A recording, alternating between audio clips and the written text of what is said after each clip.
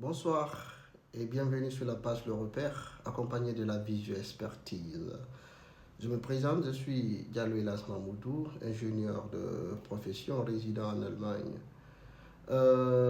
Depuis avant-hier, j'ai constaté que Reflet Guinée reportant l'éboulement, les cas d'éboulement dans la zone de Kenendé et du Breka. Aujourd'hui, je vais exposer sur ça, donner les définitions, les causes, les types et apporter les mesures de solution.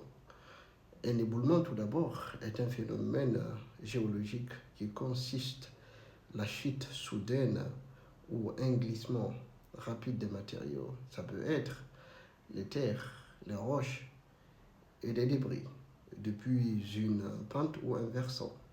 Les causes peuvent être naturelles ou être causées par les activités humaines. Il y en a trois types d'éboulement. L'éboulement rocheux, l'éboulement des terres ou des masses de terre ou la coulée de boue. Les causes sont entre autres la pluie prolongée, une forte pluie prolongée ou intense, le séisme, le forage, les activités humaines, le déboisement, la construction, ainsi de suite. Comment éviter un éboulement?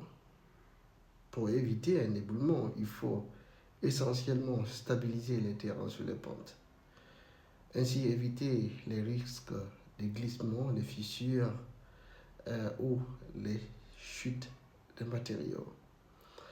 Pour aller en profondeur, il faut aménager les terrains sous les pentes et en y construisant les murs de soutènement, les filets ou le grillage ou aussi le talonnage pour stabiliser en fait les terrains sous les pentes. La protection végétale en y reboisant parce qu'il faut savoir que les racines des arbres évitent ou minimisent parfois l'érosion causée par les fortes pluies. Il faut faire la gestion des eaux en y construisant les canalisations, les drains, pour donner la possibilité aux eaux de pluie d'être évacuées sans causer en fait des dégâts.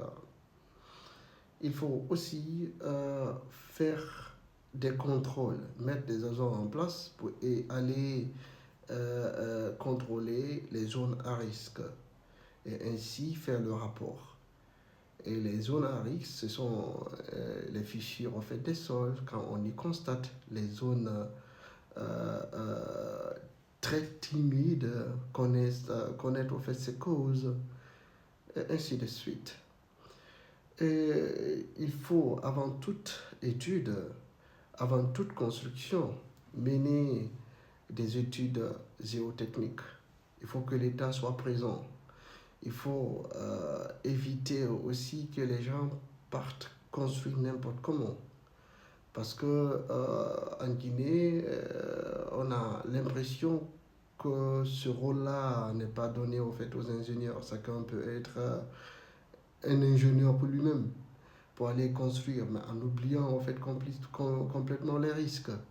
Il faut des personnes qui s'y connaissent dans cette matière-là. Et parfois, je me dis que l'État est absent.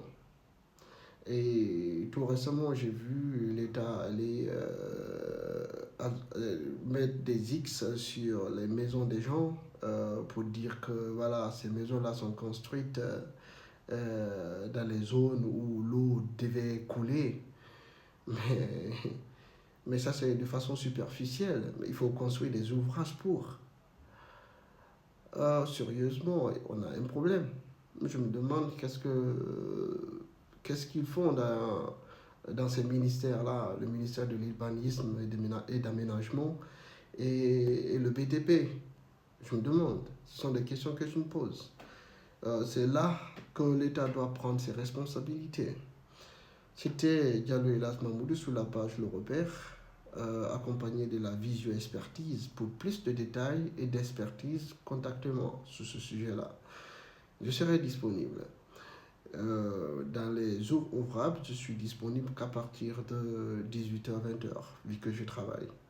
Et où je suis disponible aussi les week-ends. Allez, portez-vous bien. C'était Elas Mahmoud Diallo sur la page Le Repère, accompagné de la visio-expertise.